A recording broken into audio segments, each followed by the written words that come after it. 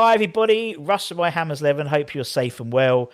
Nah, I can't bother to do the rest of the intro. We got Stuart Slater today. There we go. Usually, Stu, I do a big like Hello, spiel. Russ. Make sure you subscribe and da da da. But I just want to chat to you.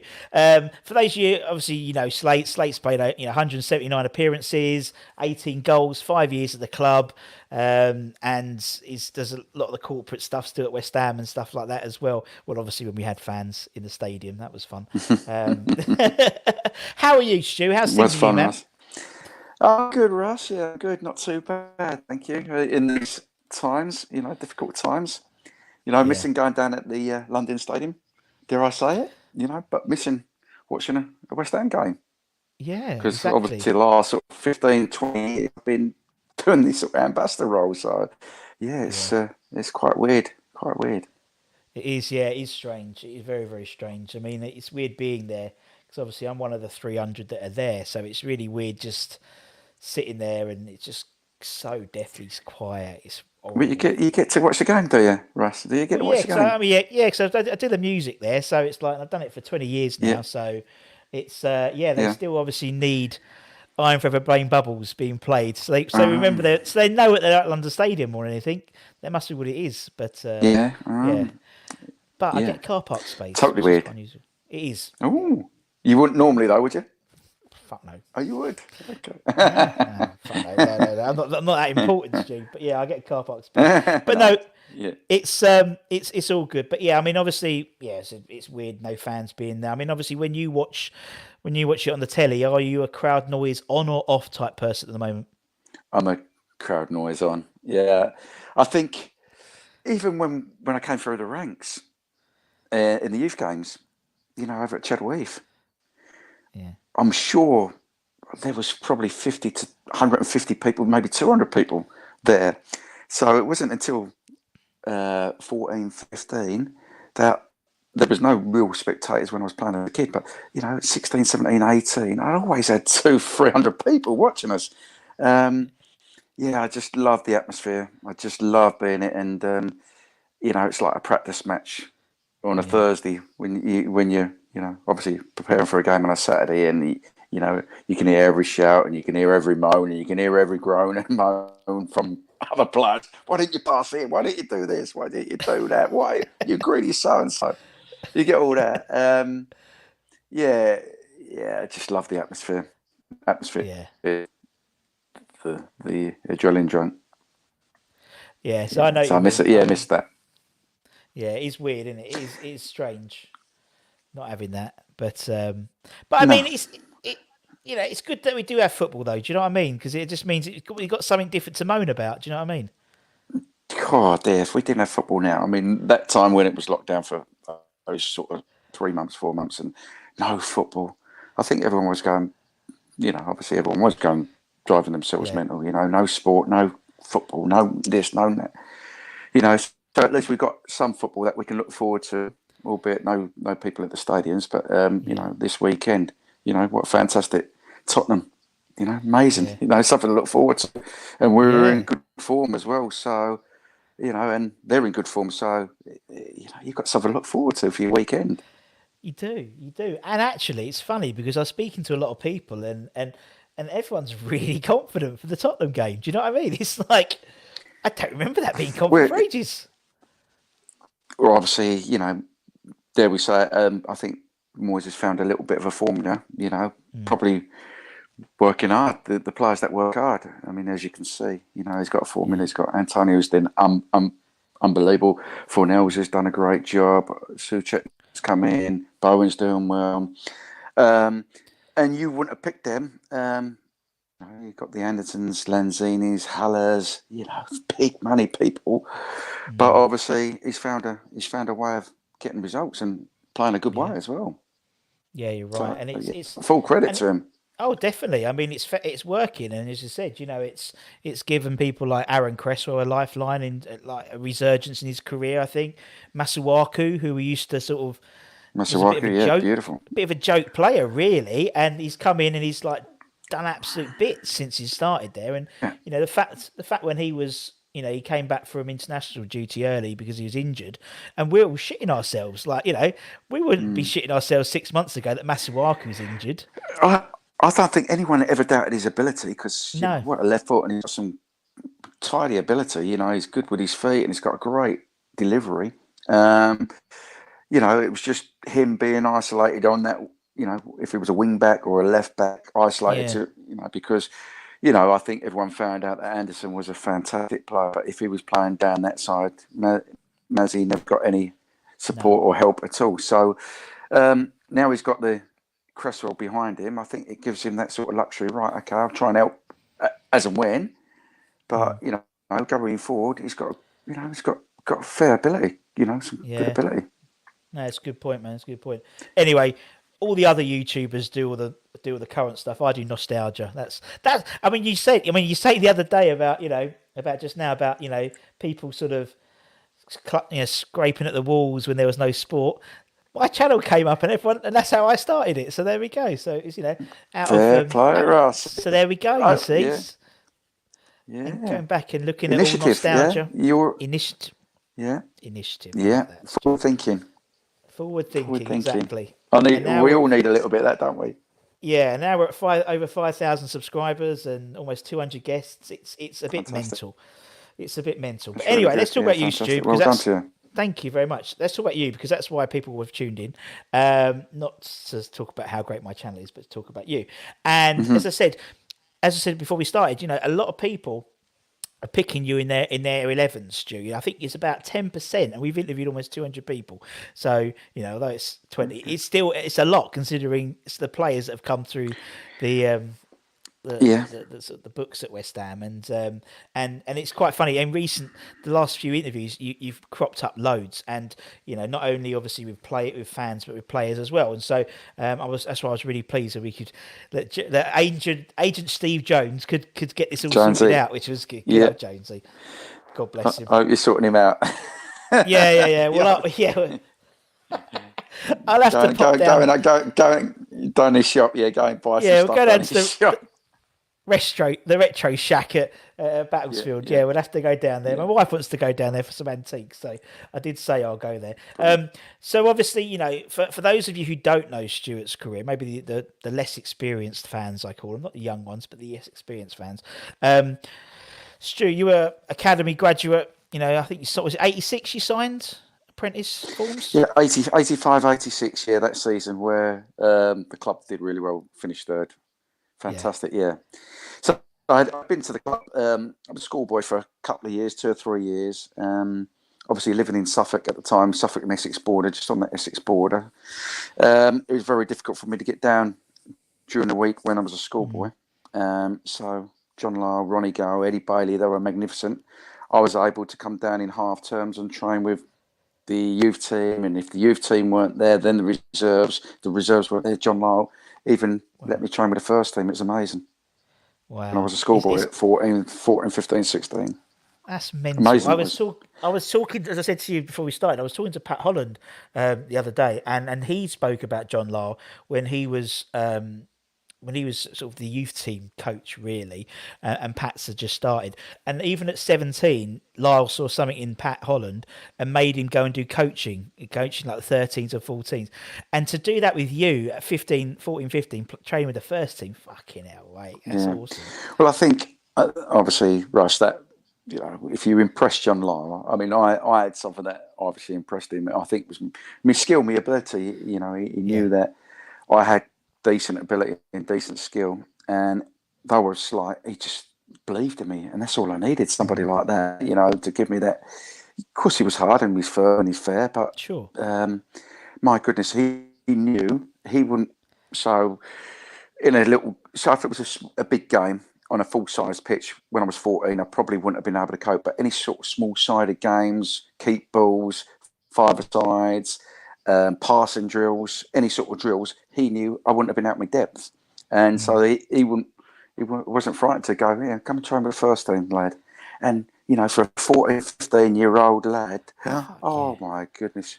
It was just, and, those little bits they stay with you for the rest of your life. Yeah. What he did, and you look at yourself now and you go, "Geez, You look at 19-year-olds and 20, oh, give me an opportunity trying to win the first team. But I was 14, 15 still at school. And Mental. for somebody to have that faith in me with the calibre of a coach and knowledge of John Lyle, it was just, incredible. Yeah, absolutely, absolutely amazing. And I mean, obviously, yeah, you said you started your apprentices 85, 86, and you made your debut when you were still an apprentice as well. I think in 87, wasn't it? I think you came on Yes, for. yeah, I did my yeah, homework. You came on for Ray, Stuart, yeah. and that must have been. I mean, but even before then, when you was at school, was it always going to be West Ham, or was there any inkling of anyone No, not else? at all. Well, Ipswich were the top Of team, and course, yeah, Ipswich was closer. Ipswich was yeah, closer than West Ham was, albeit yeah, Ipswich was about 20 odd miles from where I was living. West Ham was about 40 miles. So they were the two closest clubs. But at 9 years of age, they got hold of me already because I was living in the Sudbury area. So Ipswich, I was training at Ipswich at 9, and that was in the Bobby Robson era where they won the FA Cup, the UEFA Cup. They yeah, finished runners up, very close to winning the title several times. So they were a real big team. And Bobby Robson at the time, even then, at 9, 10, 11, was offering me a deal at, schoolboy forms, then pro forms, even at that level, before I saw school. But along came, I moved from a club in Sudbury to a team called Lions, Roy Knightsbridge. I played a year above myself. He was the manager. And what an inspiration for he was to me with my dad, obviously, my dad. But they were the best sort of side in sort of Essex, and I was playing a year yeah. above myself, and they were attracting scouts left, right, and centre. So I was still at Ipswich, but we signed a boy called Jason Dazelle. I don't know if you know of him, but Yeah, Jason yeah, yeah, yeah, Dazelle, yeah. Tottenham, Ipswich, and all that. He was 6'3", 6'4" when he was 13. So every club was following him. So I went to this club at Langham Lions, and West Ham were really interested in him. And this particular game, Ronnie Gale came with Eddie Bailey, and they've gone to my manager Roy Nice, which who's the little boy there? He's decent, but he's a bit small. He's you might not get him because he's Ipswich. Oh, really? And he's playing a year above him. So, really? He's playing a year? Let us have him. Let us have him, son. If it weren't for Ronnie Gale, Eddie Bailey at that time, who were doing the groundwork, they really made a beeline Yeah, for me and gone, hang on a minute, we can't let Ipswich have him. We got yeah, we got to get him. And to be fair, Russ, they did everything in their power, and it was of just such course. an easy choice. Easy Yeah, choice at, yeah, you know, 11, 12 to go, hang on a minute, I'm going to go down there. Brilliant they were. exactly. Yeah, They were, I mean, where you talk about little touches, where I said about little touches going down to West Ham and training with the first team, but mm, it was just looking after me. So they get me tickets for games and all that, and my family were welcome. And then after the game, Ronnie Gale, Eddie Bailey will let me go down in the first team change room and get some autographs or introduce me to some of the players. wow. I was at 12, and I've gone, this club absolutely wants me more than, Yeah, that feeling in life, Russ, when you really feel wanted and really where you don't feel neglected. You And that was all that pyramid. That was the West Ham way, where they had yeah, Eddie Bailey, Ronnie Gale, the scouts, Tony Card, Ronnie Boyce, Mick McGivern, John Lyle. They know how to look after and they know how to sell the club and that family club and the way they play. It was amazing. yeah. Fucking hell. Brilliant You're people, so good people, yeah, yeah. good Good people. people. Yeah, good people. Mm. And it's just it's funny. It's like it's the same. It's not like it was. Not to make you sound special, Stu, but when I've interviewed other people who have gone to the academy, it was like what they did. As you said, it was making them feel, wanted, and it was like home, and those little bits, and oh, lovely, Absolutely, absolutely. absolutely lovely, man. Indebted by all those sort of people that I've mentioned. I'm so grateful for those sort of people. Yeah, of At the end course. of the day, right, I was a small 9 stone youngster from Mm, Suffolk that joined the playing staff in 85, 86, 16 years of age, and everybody's gone, this boy's got unbelievable talent, but he's too small, he's too yeah, lightweight. But they all believed in me, all yeah, believed in me and gave me the opportunity. And as you said, I played 179 games. I was grateful, to put that claret shirt on and the yeah, badge and play for that club. And it's yeah, easy for me to say that now, but I mean, You know, I mean, I know you're going to probably ask me for more questions about obviously how I came to leave, and I I can tell you about that later on. No, I'm not going to ask you about how you leave. No, no, No, because this because I is all could West have. Ham. Yeah, this Yeah, is all no, West but Ham. So I I could. mean, Right, Russ, I could have. I had a 4-year deal on the table. yeah, Obviously, you know, instead of 179 games, I could have been 350, 400 games.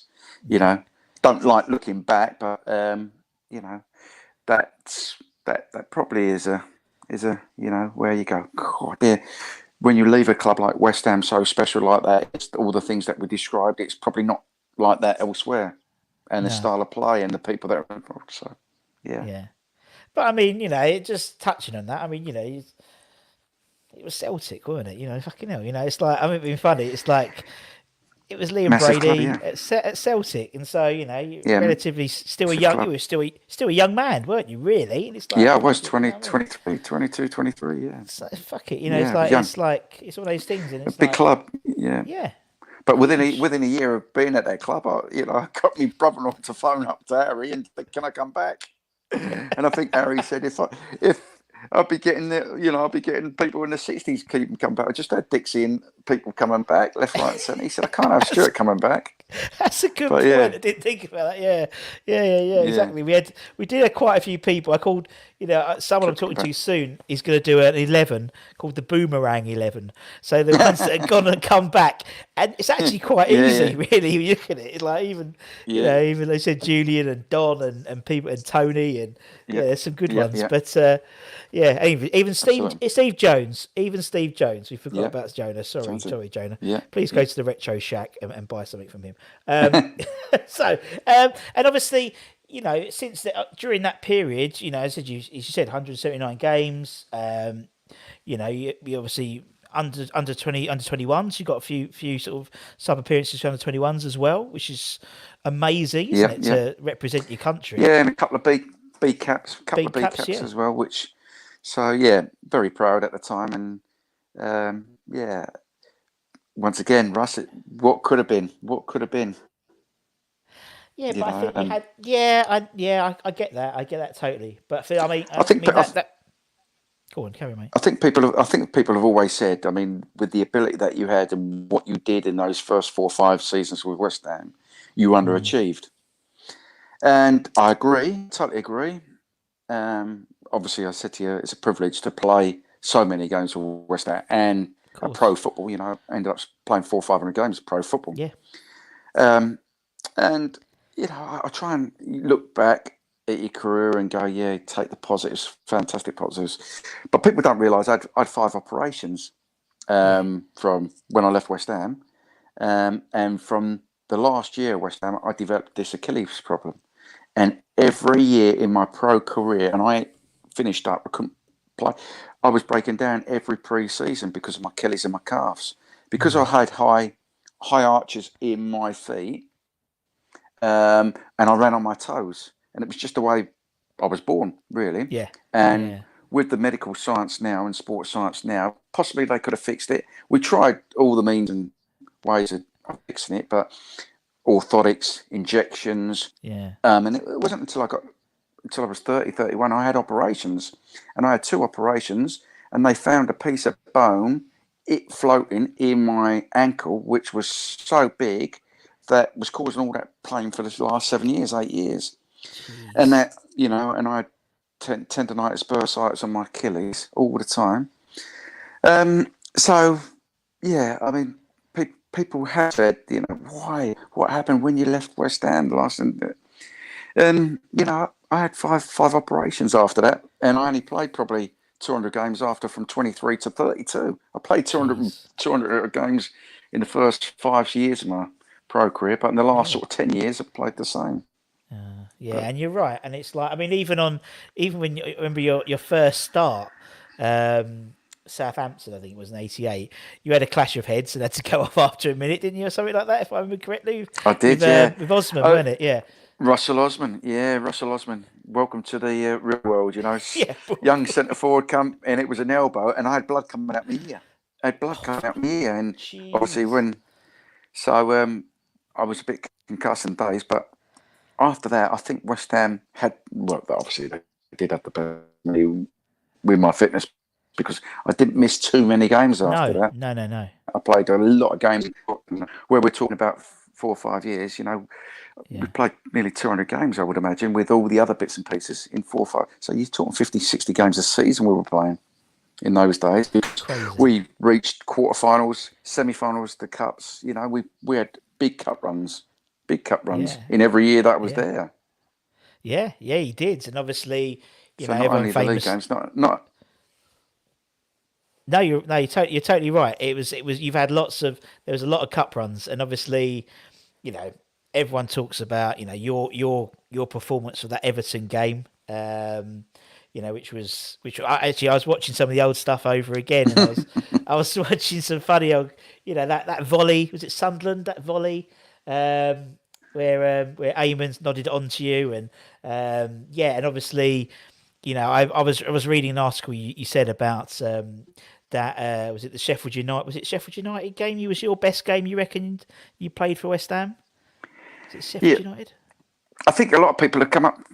Yeah, we won 5-0, and Jimmy Yeah. Quinn always, even now, Jimmy Quinn does the ambassador role with me, and he scored a Yeah, hat I've had trick. you one. Yeah, And he yeah. said on that particular game, he didn't get man of the match. He didn't get man of the match. He's gone, I scored a hat trick, but I set 4 goals up, and I know the right back was Chris Wilder, the Sheffield United manager, Yeah. and he was so gracious after the game. He shook my hand after the game, and he said, "That's the closest I've been to you all game because Oh, I did. funny. I ran him ragged. I had a game in my life." He's brilliant. Oh, And I I think lost you. because it was on Sky, it was against Everton. Yeah. Sorry, mate. I am in That's all right. sleepy Suffolk. The wife, great. It's all right. Don't be silly, man. Don't Yeah, be it's silly. sleepy No, Suffolk. Sorry, sleepy Suffolk. No, I love it's Suffolk. sleepy. I love it. I go there every year. At least 2 or 3 times. We go to. Well, we go not Suffolk. We go. Yeah, the Yeah, wife. no, it's more Norfolk. More Norfolk. I go to. I Where? like the North. I go to Caister on I Sea. just make sure that my mum's not on the Wi-Fi. That's it. No, 1 minute. Sorry, Mum, you're not Don't on be the silly. Wi-Fi, yeah? Because no. That's what we have to do, Ross. Oh, bless you. Bless you. That's it. You Yeah, the all right, man? Wi-Fi is. If someone else is using the Wi-Fi, it's a nightmare. Someone else used the who's been using all the Wi-Fi up today? It's like the hot water when have you going to switch the immersion heater on? I've got to run a bath, but yeah, no, I know what you mean.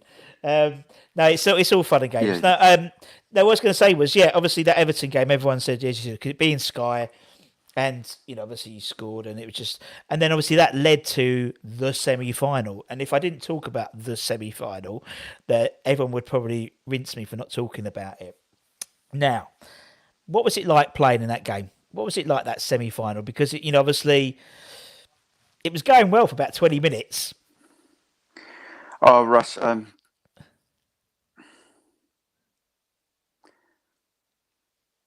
Cause can you all right?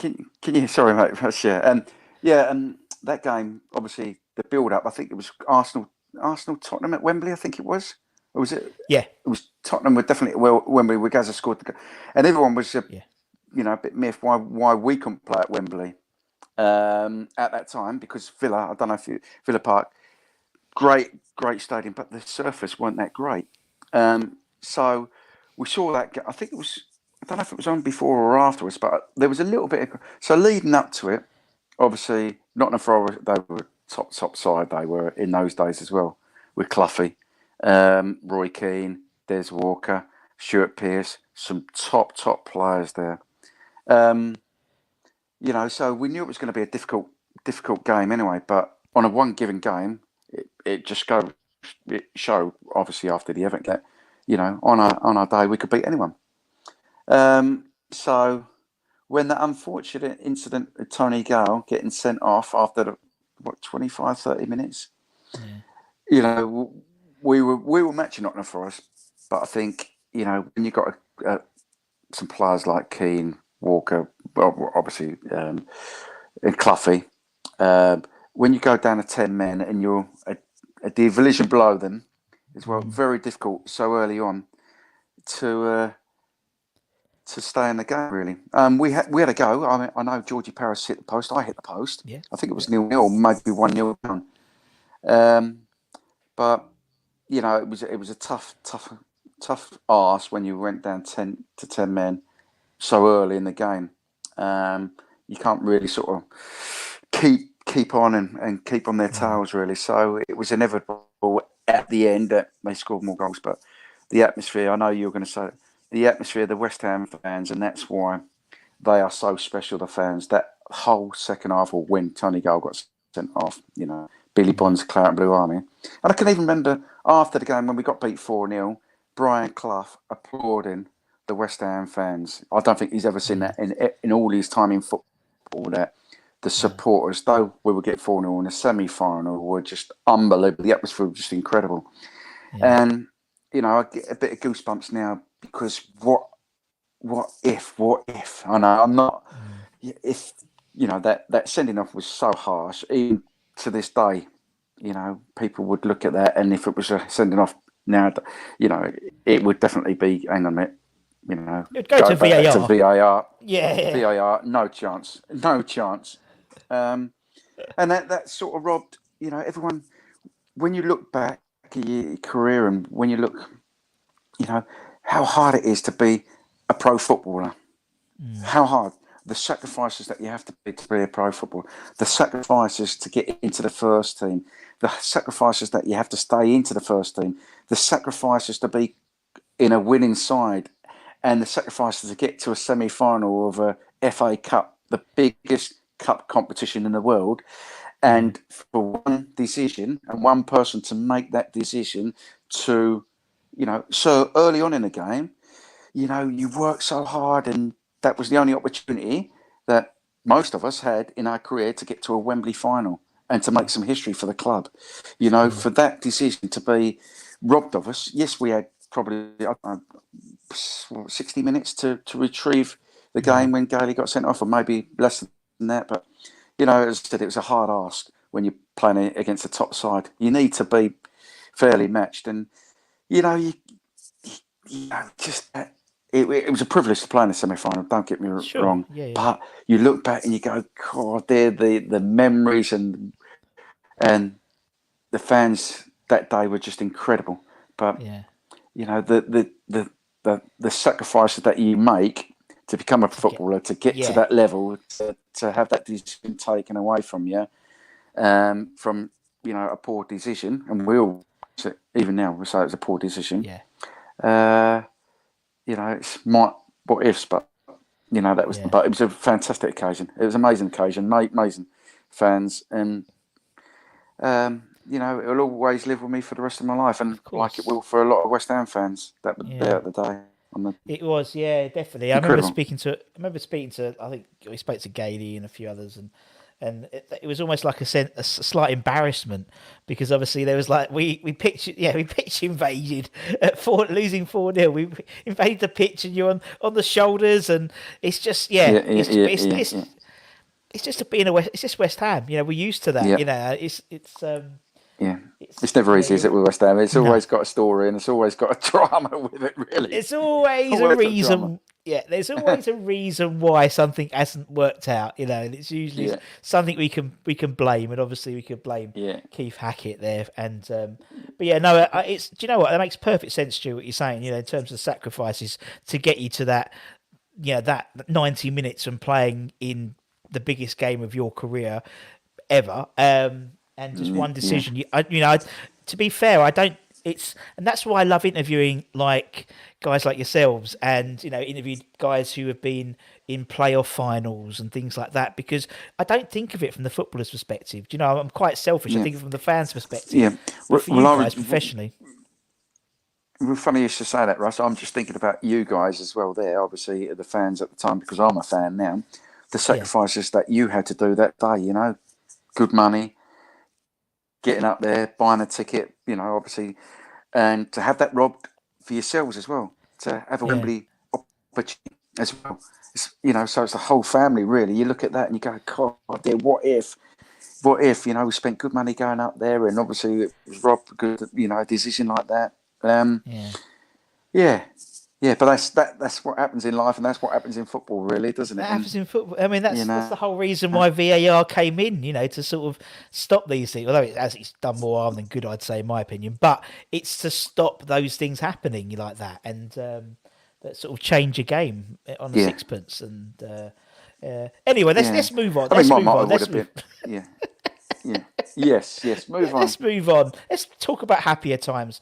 Let's talk about your Hammers 11, Stu. So, as I say, everyone we've had on the channel, we've asked them to do an 11. So, whether it's a fans doing their 11, their favourite players or whatever, or from the players' perspective, an 11 of the players they played with. So, that's what we do you. So, obviously, you played five years at West Ham. Um, technically, I might even allow you because you trained with the first team when you were 14 as well. So if there's anyone you want to throw in there, I might allow that because I think it's fair enough. But an Yeah, 11 of the play, that's it. So be quite yeah, interesting, I think, because it's sort of my era as well. So let's yeah. start off in goal. I think in goal is probably the easiest one for you, I'd hope. Well, you say that, Russ. I was so lucky to play with Parksy and Ludo. Yes, good point. Um, the only thing is, I only had a couple of games with Parksy, but I had a lot of my games with Ludo. Yeah, So I've got pictures of Parksy, and we all know what an incredible goalkeeper he was. Fantastic goalkeeper. So I can remember the game. I mean, I know it's a quick, short one, but it was at Charlton, where I scored my first goal. And Parksy was 37-38, and we won 1-0, and it was at Crystal Palace when Charlton weren't at their stadium at the Valley. yeah. I think Mark Ward got sent off, and Parksy was just unbelievable. And we won the game 1-0, and I scored the winning goal. But he got all the headlines, and it was 37, and he was just incredible. I didn't play too many games with Phil Parks No. at the time, but I saw what he did, and he was incredible. But so if I could have, I mean, I played most of my games with Ludo. I roomed with Ludo to start with as well, and I saw what an incredible goalkeeper he was Yeah. for most of my games at West Ham. Yes. So I would put Ludo only purely on the fact that I played a lot more games with him than Phil Parks. Is that a surprise to you? Is that a surprise to you, Russ, or was that the one that you were thinking I was going to choose? That's the one I was thinking you was going to choose. To be perfectly honest, but I didn't. But then part of me didn't think about the early years of your career, so to speak, with Parksy. But I didn't know about that you roomed with Ludo as well. That must have been because he's a quiet man, old Ludo. He's bless him, isn't he? Ludo, my goodness, you all see him, and he's got a bit of a Cockney accent a little bit now. Yeah. I mean, after all these years, but we roomed because I was a young boy and he was the new boy, and he had his vocabulary from English to Czechoslovakia. And even to pronounce the words "the" were difficult for Ludo because he was going to, and I was trying to say the to him. So for what he achieved and what he did and how he became an absolute hero for West Ham was, fair play to him. Great person. Both great people. They're great people, Ludo and Parksy. Yeah, definitely. Stunning people, brilliant people, great, good people. Yeah, and obviously Parks turned 70 during lockdown, didn't he? Bless him. So I can't believe it. Can't believe it. I know, no one can believe it. Yeah, and he grew his hair back as well for the party. Has he? He grew his mullet back. Yeah, we had Marie on, his daughter, on the channel, and he grew it back for his 70th through all the pictures and stuff. Brilliant! What a guy! What a guy! Yeah. All right, okay. Let's go. Are we going to play 4 at the back, Stu? Yeah, I think I'm going to have to go 4 at the back. I think, I'm not very good with the sweeper system, I don't think, or 3 at the back. That's the thing. Since I've been doing this channel, obviously I've only known sort of relatively modern formations, and I'm interviewing I don't know, Jeff Pike, and even before then, like Patsy and stuff like that, and they're playing left halves.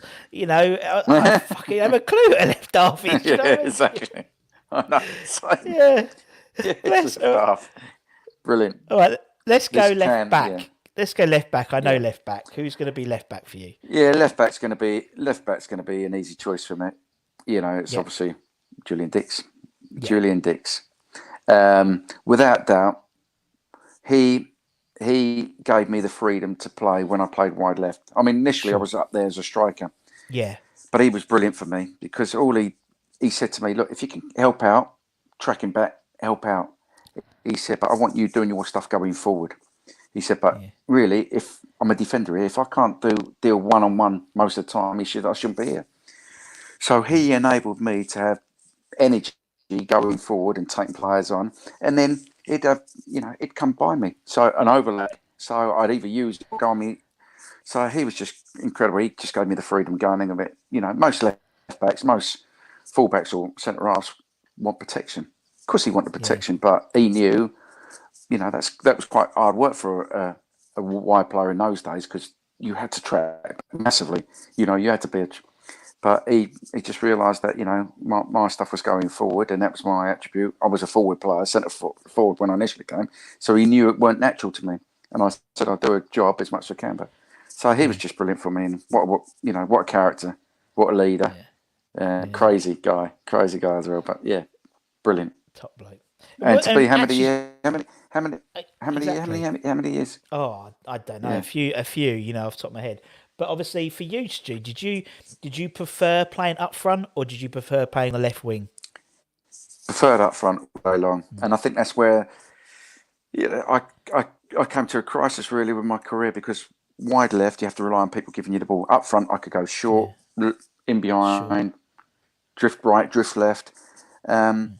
and I know that you've got to be judged on your goals, and I think my goals was 1 in 3 for a young lad. It wasn't too bad at the time, but I think they wanted me to score more goals. But at the time when I got pushed to the left, uh, the famous 6-0 loss at Oldham, Valentine's Yes. Massacre in the League Cup semi-final, Billy was manager of the second leg and said, look, we've got to go for it. We're 6-0 down. I want to play you in behind the front two. So I said, yeah, okay, cool, no problem. He said, I've got to go for it. So we ended up winning 3-0. We hit the bar, hit the Yeah. post. We all played fantastically well. The two forward players at the time scored goals. So next game, Bill's pulled me and just said, look, Stu, do us a favour. He said, play a little bit left and drift in. He said, I'm not going to play that system no more. But he says, I think you'll do all right there. And obviously, two strikes. And I played that game again, and so did the strikers, and it was a winning formula. But over time, I realised I was, I had to rely on people giving me the ball a lot of the time. Yeah. So if the ball was on the right hand side, I couldn't really get involved in the game. Whereas if I was a striker, I could get involved in the game wherever it was. So yeah, Sure. that was the bit of my frustration throughout my career. That but Yeah. um, being a sort of a little bit of a coach now, what I do now, I can understand people, managers at the time, getting the best out of their Yeah. players. Yeah. Totally. All right. Okay. All right. So put Julian in. All right. Who's going to go right back? Let's go the other side. Who's going to go right back for you, man? Ray Stewart, so Ray. I played a little bit with Ray as well, like I did with Parksy, but Yep. it was a bit of a toss up. But Ray, once again, Russ, where we were talking about a family community. When I was a young boy Yeah. coming through, he was Ronnie Gale's good friend. Ronnie Gale was a chief scout with Eddie Yep. Bailey at West Ham. Ray Stewart, when I was playing for Langham Lions at 14 and 15, would give up a Sunday to come and watch me. Ronnie Gale would come and watch him. So he would come and watch me and saw, oh, there, this boy's got unbelievable potential. When I came to the ground, when I joined a 16-year-old, he saw things in me and he took a shine to me, and just said, you're going to be the player. And I can remember him telling me, give me good advice, just though people say you're smart, just believe in yourself. He's got a Yeah. fantastic ability. He would just take. I mean, most players did, but to take a Sunday morning off, and he'd Yeah. always speak to me. And then in magazines, he would say, when I was 15 and 16, who's the hottest prospect? He'd name me. He had such belief in me. And you go, hang on, mate, this is a first team player. I'm 15, 16 years of age. He's Yeah. saying these things. Um, and he just looked out for me massively. So, but what a good player as well. What a good Yeah. player. Was strong, mentally tough. Obviously scored the penalties. I bet he was hard as nails. He was a proper player, proper Yeah. person. Brilliant He guy. was. No, good And player. obviously he spoke a lot to you, and hopefully you understood what he said most of the time. Yes, I did. Yes, I had a bit of Scottish heritage, but yeah, a lot of the Good time, man. yeah, it was like, Yeah, yeah. but I had Russ, a, I had a I had a brief phone conversation with him about coming on the channel, and we're going to do it when we can go back. And he doesn't like all this Zoom stuff. He was saying, and we must have spoke for about an hour and a half. But to be honest, I barely remembered anything he said. Fair play, but no, yeah. If you got to, Ray, slow down a little bit, slow down. But yeah, right. What in those days? So you're talking in the early '80s. You've got yeah, a first team player, a Scottish international, a yeah, highly regarded, taken time out to go and watch a young lad play Sunday incredible. football. You know, not just round the corner. You know, it was probably half 45 minutes to an hour away from. He's gone, given up his Sunday, and you know, and watched me, and then followed me all the way through, and looked out for me. Yeah.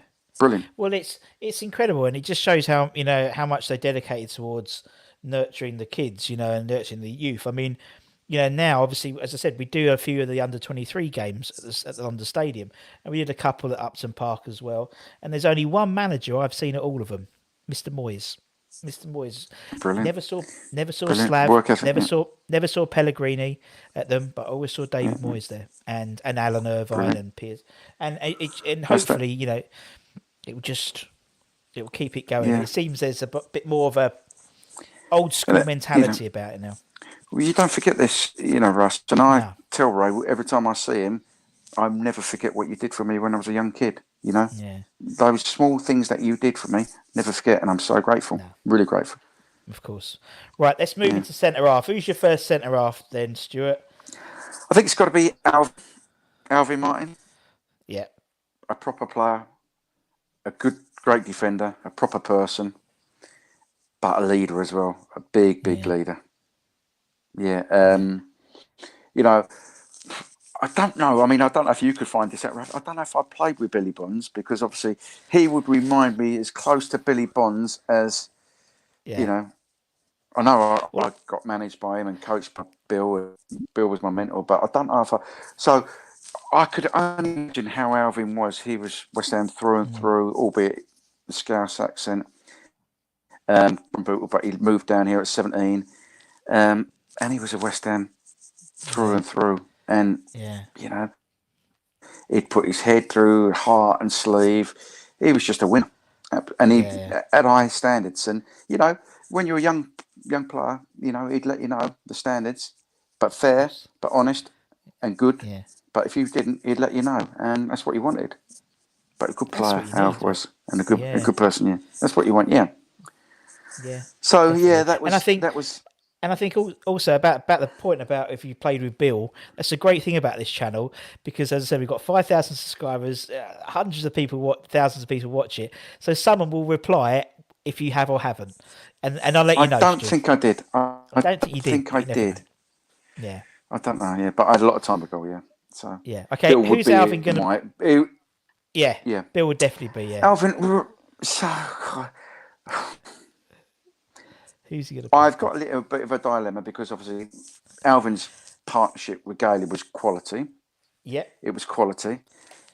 But at the same time, I grew, though he was a couple of years older than me, I grew up with this lad, Steve Potsy.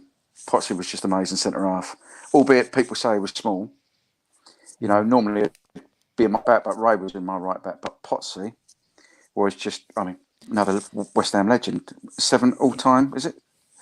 something like Record. yeah, So, but I tell you what, he was small, stocky, but he could win. But you couldn't get the better of him.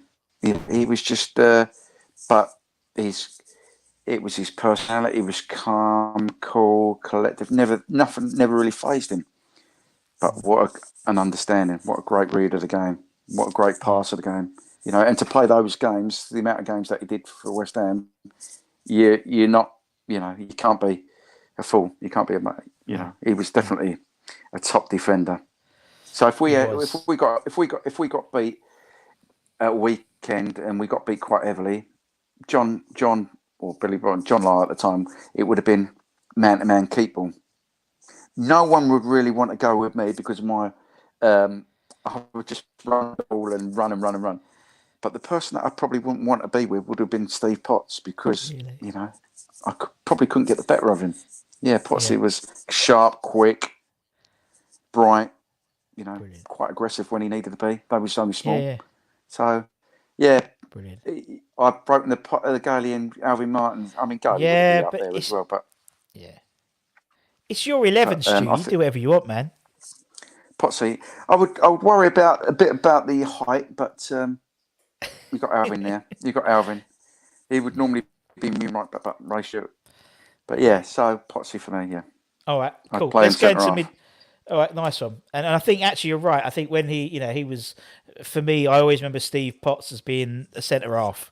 Particularly Yeah, afterwards when obviously Breaker came into the team, at right back. He was centre half. He was in my sort of early years of yeah, West Ham fan. He was, yeah, I loved the man. Right, let's go into midfield then. We're going to play sort of just a straight four in midfield. yeah. I think so. Yeah, we'll keep it simple. I mean, I, Cool. I like formations, but yeah, when we played, it was a sort of 4-4-2. So we'll keep it at Okay. 4-4-2 at the Yeah, minute, sounds good. if we Who are can. we If going to we have? can, Who will have on the left? Who's going to be on the left wing? I'm going to put me mate. Well, me mate, obviously my mentor Liam Brady out there. I Yeah. played with him, Brady, um, because obviously there's other two players I want to put in the centre midfield. But um, Liam Brady, what a you know privilege. I think that's my biggest honour in football. That Liam Brady had played with the highest, best players in the world. Yep. Obviously in Italy, because Italy was the strongest league at the time when he played there, and he played for Juventus and Sampdoria, I think, or wherever.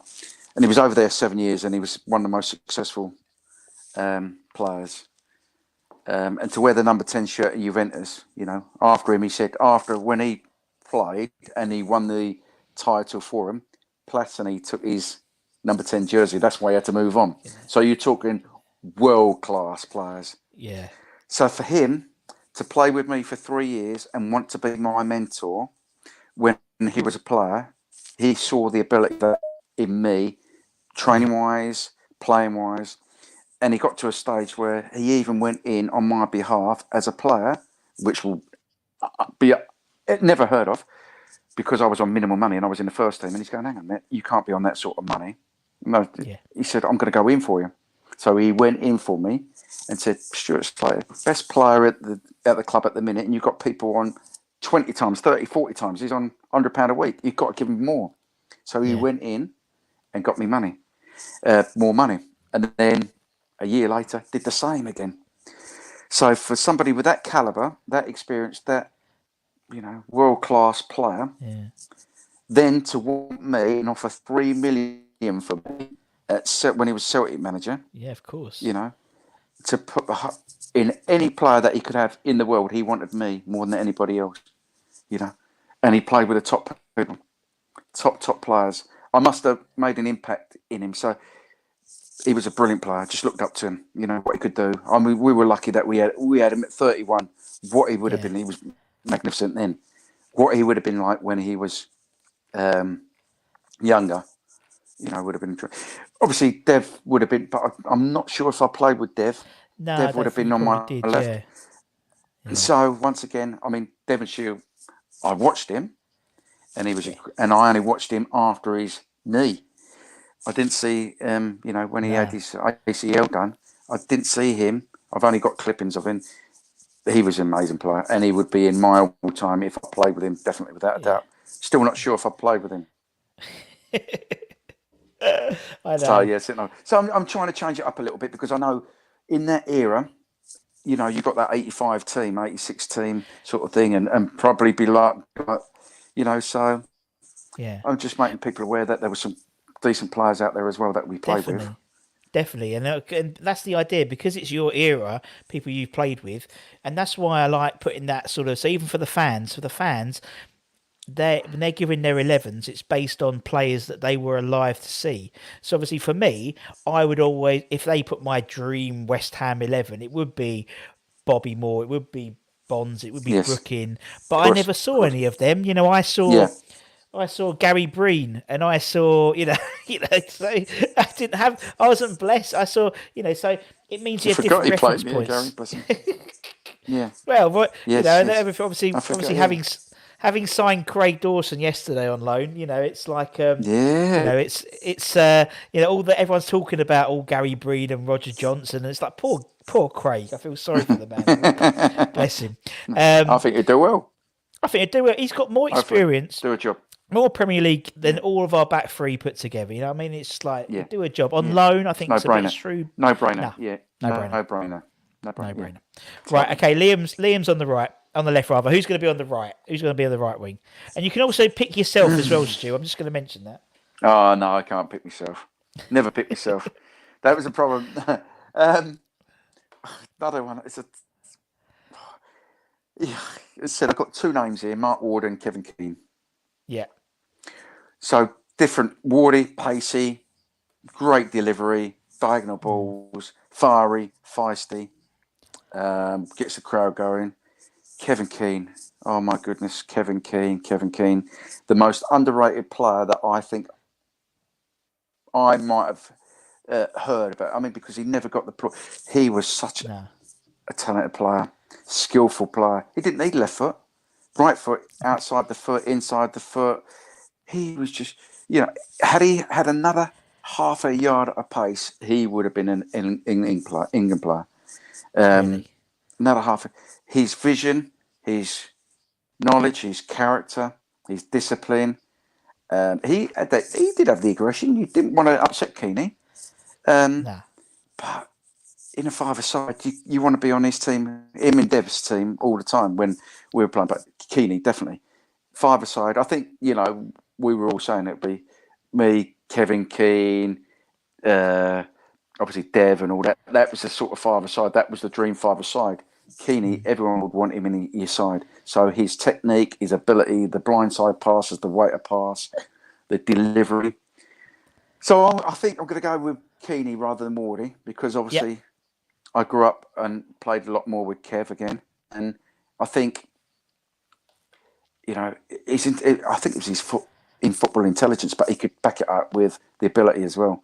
His skills were just incredible. The 1-2s, the little blindside runs, just a proper West Ham player would have been. But I think he didn't get the recognition. I think a lot of people recognise he was a good player, but he was a top player and he played over 200 games for the club. So, and also, if I think he'd had that extra half a year, he would have been an England player. England Sure. player. Yeah. Yeah. Yeah. No, I And get great that. guy. Good character. Good Yeah, and character, yeah. obviously under 18 coach at the moment. I think I think we worked it out when I interviewed him. I think he's been every coaching position you can be at West Ham. I think apart from Yeah. kit man, he's done it all. Yeah. He's obviously he was caretaker We manager started twice. together. Did We you? started together in our journey at the club coaching. I took the under 10s, he took the under 17s, and we're going back in 2000, I think, just before 2000, 20 years ago. I think 20 years ago, Kev would have been 30, just retiring. I was just sort of coming out of, I was still playing, but I was still doing a bit of coaching. I went into part time really because of my injuries. Yeah. So we signed, I think 20 odd years ago. He started with 17s full time. I started with the under 10s under Tony Carr. So it was a good learning curve that we had. Yeah, brilliant, absolutely brilliant. And it's nice that we've interviewed obviously Kevin, we've interviewed Zavon, Paul Konchesky, and obviously every year group there has a West Ham player assigned to now, and that's brilliant. That's brilliant. Mm-hmm. So good. Right. Yeah, it's it is. I'm Let's looking at go my and sheet here. I mean, obviously, yeah. go on in. Go on in. You look at your sheet. Who's next on your sheet then, Stu? You're getting worried, I can tell. No, it's looking like I'm going through the academy. People that have come through the academy that have come through with me. But my goodness, if no one puts this guy in, I saw him firsthand because I was apprentice with him. But I mean, the controversy that he had at the club, Paul Ince, Yeah. it was just incredible. I grew up with him when I was 12, 13, like Potsy did and Kev did, Kevin Keane and a few others. The boy had everything. Ince had everything. You know, Yeah. I mean, you don't play 50 times for your country and then you can't put him in the West Ham team because the way No. he um, my goodness, yeah, I know I won't be popular with the West Ham fans there, but he was a West Ham boy. He was a Yeah. local lad. We got He was. reasonable, good money for him, but badly advised. And I think had John Lyle looked after him in a way that protected him. John Lyle had left, and when he left, obviously he didn't have that sort of, because he'd Protection. go to John and he'd have that protection of going, hang on a minute, there's a way of leaving the club. No one gave that, advice at the time. Um, so that that clouds everything for him, like it does with that Frank Lampard and all that. But Paul Ince to play 50 times, to play United, Liverpool, Yeah. Milan. Well, he had everything. So Yeah. he was renowned as a ball, as a getting the ball back really, and working on the amount of ability that boy had. Yeah. He was skillful. He could have a pass. He was tenacious. He could box to box. You Yeah. know, my goodness. So I grew up with him in the youth team, and we were very fortunate. He was second year, I was the first year, but we had boys coming through like we did at that time. But Paul Ince Yeah. went for big money. I went for reasonable money. Two in 2 seasons. Now, God, dear, if you can get one every so often now, is but we were getting Exactly. that conveyor belt. Tony Carr Yeah. and John Lyle and Mick McGivern and boys producing players, and we got an Yeah. opportunity. I must admit, we got an opportunity, whereas the boys probably don't get as much opportunity now because of the money in the game. But West Ham never really had too much money, so they had No. to keep producing players and maybe selling them on, and we got the opportunity through that. But it just goes to prove, Russ, that if you're given a chance, like all the boys were, you're good enough. Yeah. You're either going to sink or swim, and Definitely. a lot of us Definitely. swam. So Incy, Ex- yeah. Incy, No, it's a great shout. Great shout, man. Great and shout. another one, Russ. I'm Yeah. afraid it's another academy boy. Once again, I think he's on the ilk like Kevin Keane. Alan Dickens never Oh ever got, never ever got the. He was going to be the new no. Trevor Brooking, Yeah. but oh my goodness!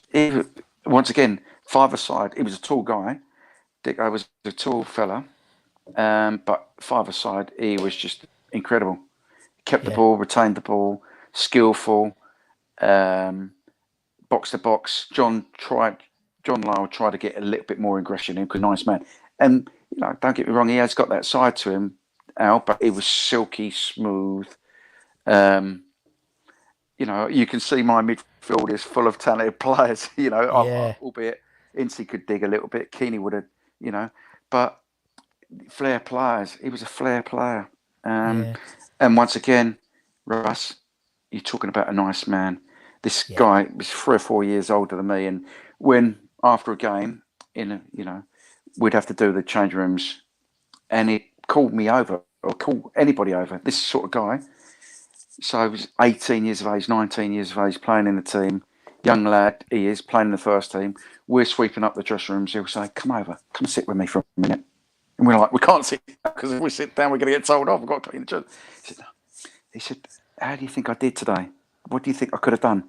He was asking. He's asking us questions about how he thought he did and what he think he could have improved on, and you know, and you go, any first team player at that time asking Yeah. you what you thought about, he was just such a humble guy, nice Yeah. guy, um, and knowledgeable. He was a knowledgeable, but he wanted people's opinion, um, how he played, and very, very underrated again. Very underrated, but very Totally. skillful. Once played over 200 games for West Ham. Yeah. Through the ranks. So you're looking at Keeney 200 games, um, Alan Dickens 200 games. You're talking Potsy 200 games. Incy, I don't know how many Incy played, but you're talking 5 players that came through the ranks there that have Yeah. played nearly 200 games. That's unheard Yeah. of. So Yeah. you can't be okay. You've got to be decent. They're decent players Yeah. for Yeah. me, Yeah. and Yeah. across the club. And that's the thing. People don't realise. these players have cost the club nothing, only wages, Yeah. and they got Yeah. money for Dick nearly 650. I think Keeney got 650, Incy a million, Potsy 500 pounds. You know, they cost the club nothing. Yeah. So they got a lot out of the club, and the club got a lot out, but they also got money for them. Yeah. You Totally. know, Absolutely. and Absolutely. all of those people, grounded, nice, good Mm. characters going on it, will put a shift in there. And good people. Yeah. And that's what that's what it's all about, isn't it? Just like as you said, West Ham fans, as long as you put a shift in, if it's not our fault, it's not your fault if a player's not very quick or whatever. As long as they put in their shirt on and they have a good go and they put their shift in, that's all West Ham fans want, isn't it? It's Yeah, not hard. yeah, yeah, yeah. No, no, not at all. Not at all. Nah. Go on, let's go up Yes. front. Let's go up Oh front. dear. So this is because I started up front. I mean, I played with Yeah. players. So um, I think it'd have to be Frank, though I didn't have a lot of time with Frank. Yeah. He was injured. So 85. I sort of came in when he left to go to Celtic, but when he came back the second time, Yeah. I only played a few games with him before he broke his leg, Chris Kamara.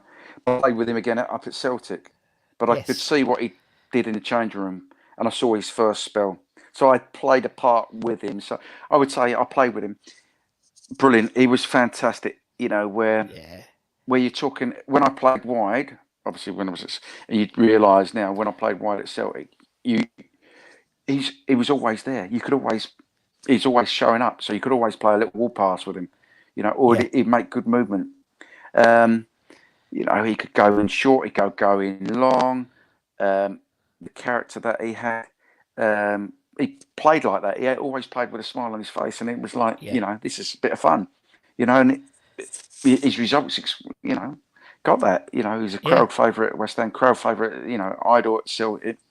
But he played it as if it was like fun, and Yeah. not a lot of people, could play like that. I loved that. We all took Yeah. it serious. I mean, sure, Frank did, but he played with a smile on his face, and he was always, you know, um, even now you look at Frank, and he's got a smile on his face. He's a Yeah. happy-go-lucky person, and he's got time for people, whoever you He are. does. Yeah. Got time for anybody, He really and does. makes you feel special. He does make you feel special. He You could be the tea lady. Yes, yes, yes. He did. We've had him on the channel, and honestly, I think we probably chatted for about 2.5 hours, and he made me seem like we were best mates. It was so bizarre. Yeah, Um, always yeah, playing yeah, fucking golf. yeah. Always playing fucking golf though. I Honestly, know. Too. I don't know how he does it. I don't know how he I does don't it. I know. don't think he loved. He didn't love golf when he was playing with us, sort of thing. I don't think he enjoyed it that much. But what a good player, right? He was Yeah, a good player. He was a top player. But it was a unique where he could nip the play up where he came. He could also go in behind, and he was yeah, aggressive, and he was good in the air. He'd score all sorts of goals, headed goals, right foot goals, left foot goals, brave, and passionate, but yeah, happy-go-lucky as well. So he had the lot. He had the whole bund. So I played with him. Um, so I got to make a pair. I don't know if I, I think I played with Tony Cottee. I think because yeah, without doubt, he was the best finisher that I've ever seen. yeah, Tony Cottee. So he was a box player, but yeah, his technique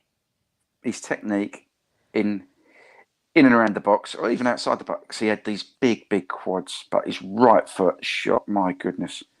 But he was clinical, absolutely yeah, clinical, and he was bright. He was always on the move in the box. He was always one step ahead of anybody else, and rebounds, anticipating where shots might go, where goalkeepers might save it. Um, he was just clinical, best finisher I've ever played with or seen. yeah, I think I played with him. That's why. If it weren't, I'd have to put somebody else in there. But I think I did play a couple of games with him.